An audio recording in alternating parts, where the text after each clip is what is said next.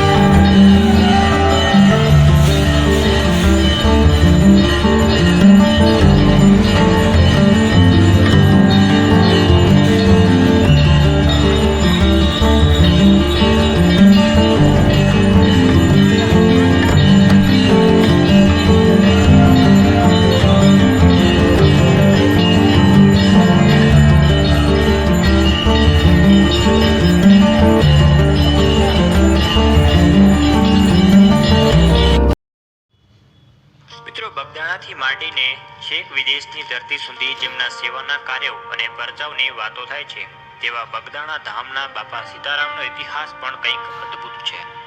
બાપા સીતારામ એટલે એવા સંત કે સરકારે તેમને રાષ્ટ્રીય સંતનો બિરુદ આપ્યું છે। બગદાણા ધામમાં ગમે જેટલાય ભાવિક ભક્તો આવે તો પણ તેના અન્નના ભંડાર ક્યારેક ખૂટતા જ નથી।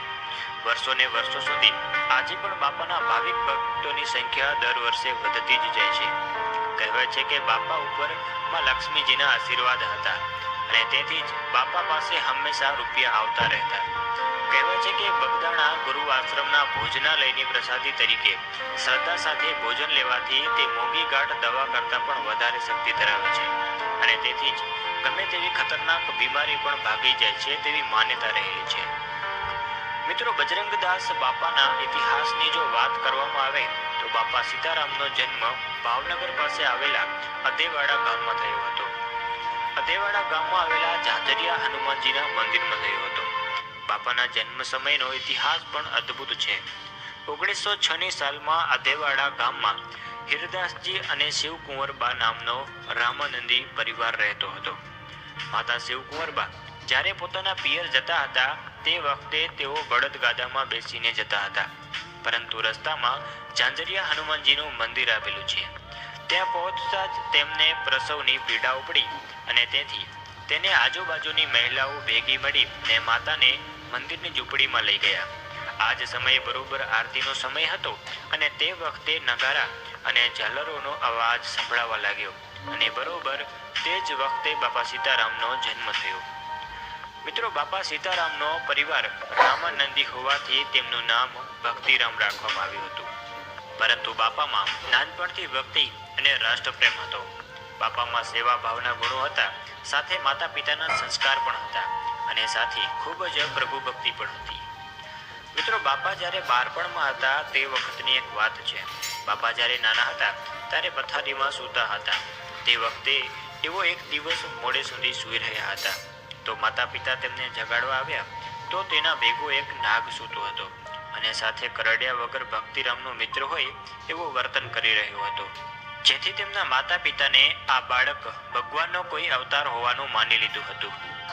મિત્રો, બાપાએ માત્ર 2 ધોરણ સુધીનો અભ્યાસ કર્યો અને 11 વર્ષની ઉંમરે ભક્તિમાં મન લાગતા સામાજિક જીવનનો ત્યાગ કર્યો અને સાધુની જમાતમાં જોડાઈ ગયા હતા અને બાપાએ પોતાના ગુરુ સીતારામ બાપુ પાસેથી દીક્ષા લીધી હોવાથી આપણે બાપા સીતારામ તરીકે જાણીએ છીએ। જ્યારે તેઓ દક્ષિણ લેવા ગયા ત્યારે તેમના ગુરુ સીતારામ બાપુ પાસેથી દીક્ષા લઈને સમાધિમાં લીન થઈ ગયા હતા। જ્યારે પરમ તત્વ અને યોગ સિદ્ધિનો અહેસાસ થયો ત્યારે તેઓ ગુરુને દક્ષિણા આપવા ગયા હતા અને ગુરુ ભક્તિરામને ઓળખી ગયા અને કહ્યું કે ખરા ગુરુ તો તમે છો, મારે તમને કંઈક આપવું જોઈએ. ત્યારે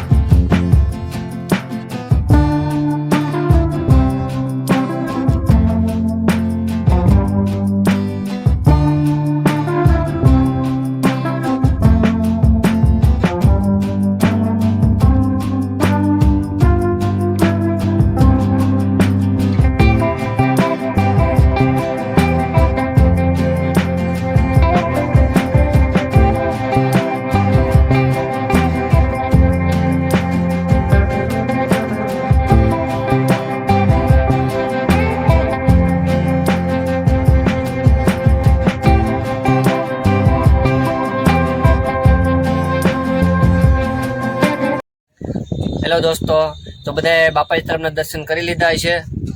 જો તમને વિડીયો પસંદ આવ્યો હોય તો લાઈક, શેર અને સબસ્ક્રાઈબ કરી દેજો. જય બાપા સીતારામ.